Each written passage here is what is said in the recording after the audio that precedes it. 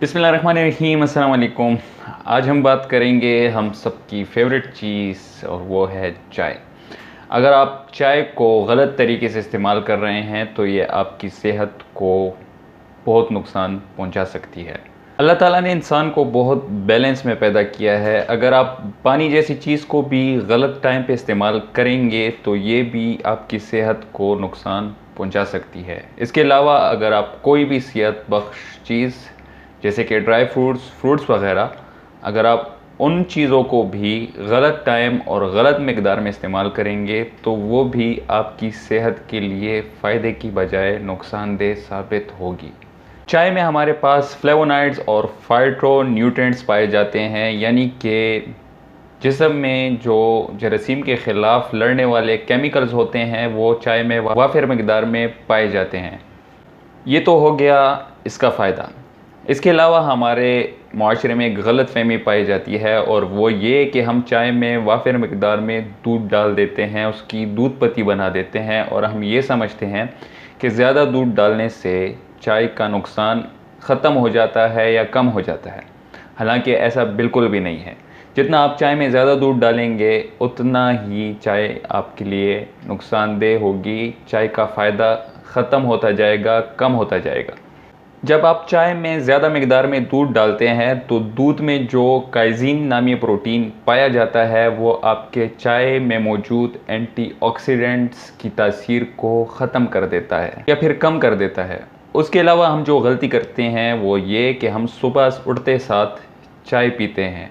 सुबह उठते साथ चाय का इस्तेमाल बिल्कुल भी मत करें, क्योंकि सुबह उठते साथ हमारी बॉडी में पानी की कमी हुई होती है और चाय हमारी बॉडी में ड्यूरेटिक्स की तरह काम करता है, यानी कि जब हम चाय पियेंगे तो हमें पेशाब जल्दी जल्दी आएगा, तो इस वजह से हमारी बॉडी में मज़ीद डिहाइड्रेशन पैदा हो सकती है।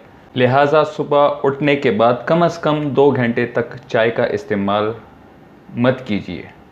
सुबह उठते साथ निहार पेट पानी का इस्तेमाल कीजिए और 2 घंटे बाद आप चाय का इस्तेमाल कर सकते हैं। दूसरा मसला ये होता है कि जब आप सुबह उठते हैं तो हमारी बॉडी में एक नेचुरल अलर्टनेस मैकेनिज़्म पाया जाता है जिसका काम होता है आपको एनर्जी देना, आपको रिफ़्रेश करना। तो आप जब सुबह सुबह चाय पीते हैं तो आपके नेचुरल अलर्टनेस मैकेनिज़्म चाय पर डिपेंडेंट होना शुरू कर देते हैं और ये अपना काम छोड़ देते हैं और फिर आप तब तक फ्रेश नहीं फील करते जब तक आप चाय नहीं पी लेते।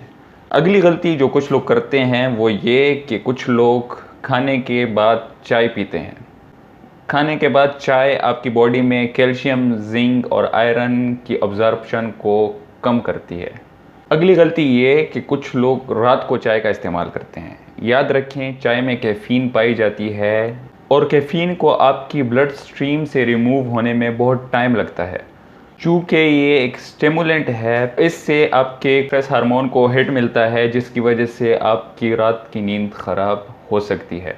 कुछ लोग रात को चाय का इस्तेमाल करते हैं और फिर कहते हैं कि पता नहीं रात को मुझे नींद क्यों नहीं आ रही थी। असल में वजह ये होती है, अब आपको कम से कम पता चल चुका है, तो रात में चाय का इस्तेमाल हरगिज़ न कीजिए। अगली बात ये नोट कर लें कि जिन लोगों की स्किन ड्राई है वो चाय का इस्तेमाल न करें, क्योंकि ड्राई स्किन वाले लोग अगर चाय का इस्तेमाल करेंगे तो इससे उनके हेयर फॉल का मसला पैदा हो सकता है, यानी कि चाय से आपके बाल गिरना स्टार्ट हो सकता है। कोशिश करें चाय में दूध का इस्तेमाल कम करें, चीनी के बजाय गुड़ का इस्तेमाल करें। इनमें 2 कप से ज़्यादा चाय का इस्तेमाल मत करें, क्योंकि आपकी बॉडी चाय पर डिपेंडेंट होना शुरू हो जाएगी। ये ऐसा ही है जैसे कि कोई स्मोकर सिगरेट का इस्तेमाल करता है और फिर सिगरेट के बगैर उसका गुजारा नहीं होता।